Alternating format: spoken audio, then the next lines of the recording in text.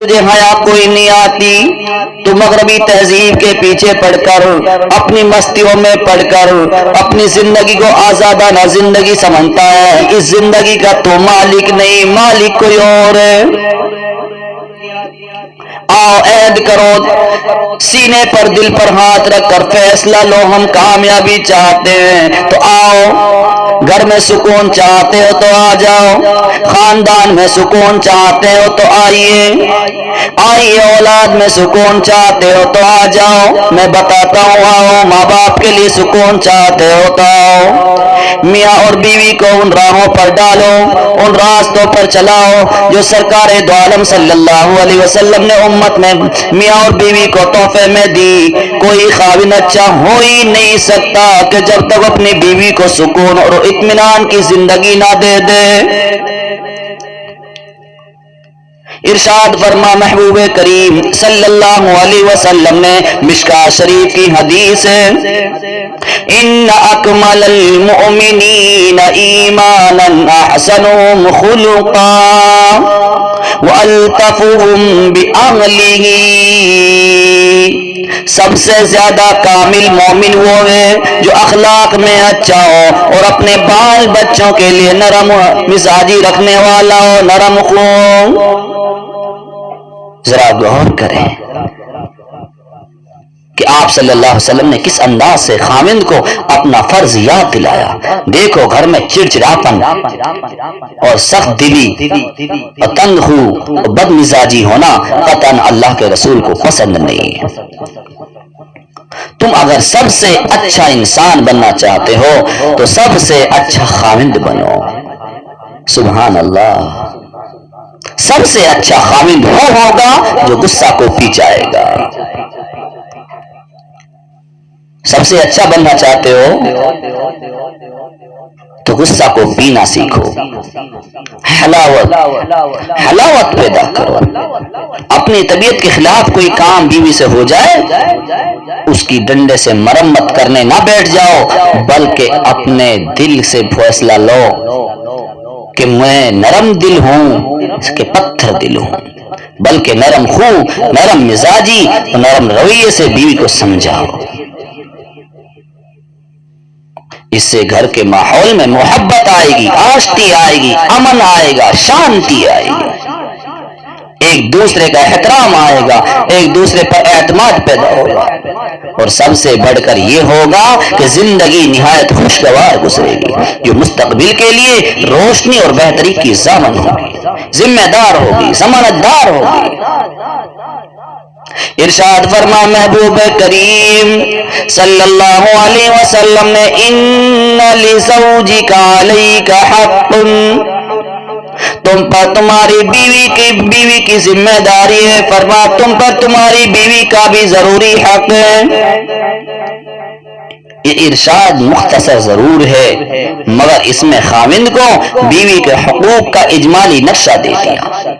سرکار دو عالم صلی اللہ علیہ وسلم کو اللہ رب العالمین نے جوامع الکلم کا معاوضہ عطا فرمایا تھا، یعنی بات مختصر مگر معنی کا سمندر اس کے اندر موجود ہے۔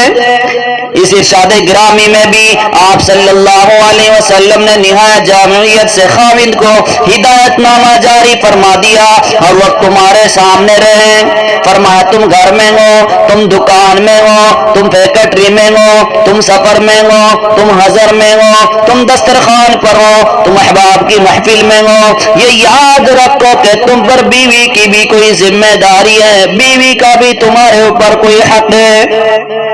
وہ حق کہیں ختم نہ ہو جائے، کہیں دوست کی دوستی تیری بیوی کے حق میں آڑ نہ بن جائے، اس کے آرام، اس کے لباس، اس کی خوراک میں، اس کی ضروریات میں، اس کے رہن سہن میں تیری ماں، تیرا باپ، تیرا دوست، تیرا پڑوسی کوئی رکاوٹ نہ بن جائے۔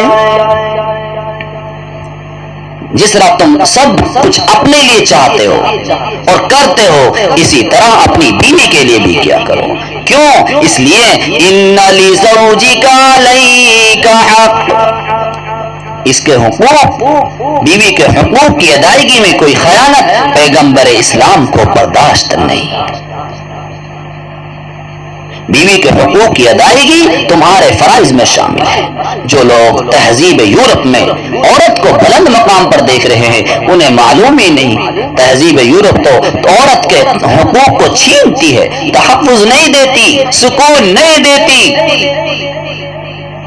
عورت کیسی بھی ہو، بھوکی ہو، پیاسی ہو، اپنے گھر میں ہے نا، عزت محفوظ ہے نا، پانی پی کر زندگی گزار رہی ہیں، کوئی دوسرا اس پر حکومت کرنے والا نہیں۔ جا کر تو دیکھو آپ، جرمن جا کر دیکھو، آپ کو پتہ چلے گا، ایک جھولے کے اندر ایک عورت بچے کو لٹکائے ہوئے بھی ہے اور ہوٹلوں میں کام بھی کر رہی ہوتی ہے۔ ذرا سوچئے، سکون سے بیٹے کو، بچے کو دودھ نہیں پلا سکتی، آزادانہ آرام نہیں کر سکتی، ہوٹلوں کی زینت بنی ہوئی ہے۔ کہتے ہیں کہ گھر سے کھا کر چلو گے تو آگے ہی کچھ ملے گا، گھر میں عورت کو عزت ہوگی تو معاشرے میں عورت کو احترام ملے گا۔ اس لیے محبوب کریم صلی اللہ علیہ وسلم نے سب سے پہلے گھر میں خاوند کی نظر میں عورت کو عزت دلائی ہے۔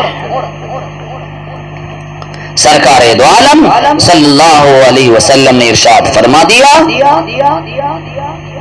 کہ آدمی پر، مرد پر بیوی کا حق ہے۔ ذرا غور کریں، سرکار دو عالم صلی اللہ علیہ وسلم کی پوری زندگی اس کی گواہ ہے۔ آپ نے اپنی ازواج مطہرات سے اس قدر اچھا سلوک فرمایا، یہ حسن سلوک پوری امت کے لیے نمونہ بن گیا۔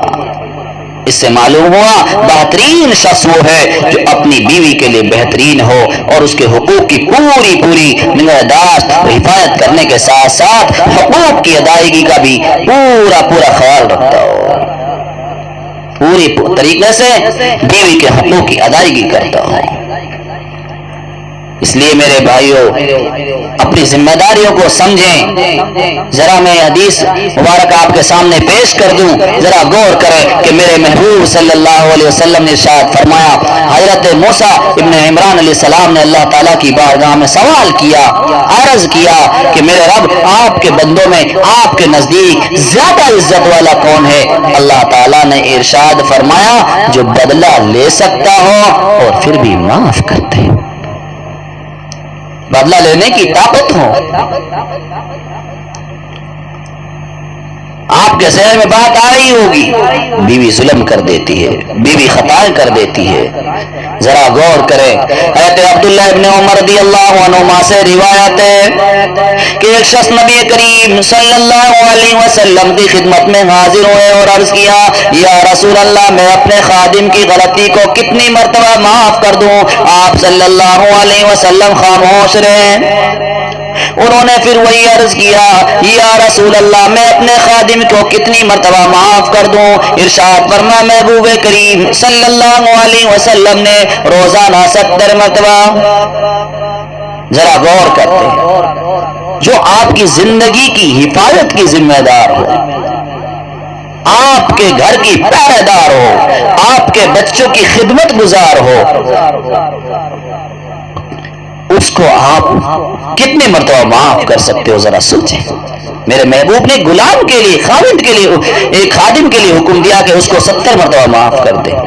تو اس لیے اگر آپ چاہتے ہیں کہ اللہ ہم کو بھی معاف کر دے، کہ اللہ کا دربار ہو، وہ ایسا موقع ہو جہاں ہماری خطاؤں پر پردہ ڈالنے کے بجائے پردہ ہٹنے والا ہو، کہیں نماز کا گناہ ہمارے ذمہ ہوگا، کہیں روزہ کی سستی کی ذمہ داری ہمارے اوپر عائد ہوگی، کہ قرآن کے خلاف قدم اٹھانے کی ذمہ داری عائد ہوگی، کہ آنکھوں سے کیے ہوئے گناہ ہوں گے، کہ ہاتھوں کے گناہ ہوں گے، اور اس وقت اللہ کہہ دے کہ میں تیرے گناہوں پہ پردہ ڈالتا ہوں، تو بتاؤ آپ کو اس چاہتے ہو کہ ہمیں وہ موقع نصیب ہو؟ یہ چاہتے ہو اللہ آپ کے ایسے عیبوں کا پردہ اچھالے جو آپ کو، جن کا علم بھی نہ ہو، اور اگر اللہ